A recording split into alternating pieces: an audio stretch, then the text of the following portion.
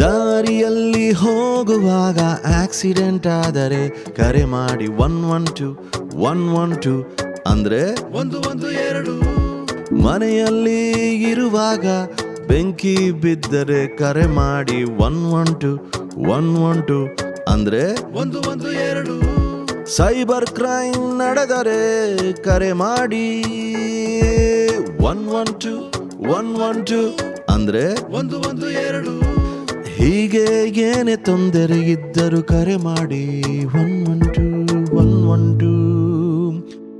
ಕೇವಲ 15 ಸೆಕೆಂಡಲ್ಲಿ ಕರೆಯನ್ನು ಸ್ವೀಕರಿಸುತ್ತಾರೆ. ಕೇವಲ 15 ನಿಮಿಷದಲ್ಲಿ ನಿಮ್ಮಲ್ಲಿಗೆ ಪಡೆ ಬರ್ತಾರೆ. ಇನ್ನೇಕೆ ಭಯ, ಇನ್ನೇಕೆ ಆತಂಕ, ಇನ್ನೇಕೆ ಭಯ, ಇನ್ನೇಕೆ ಆತಂಕ.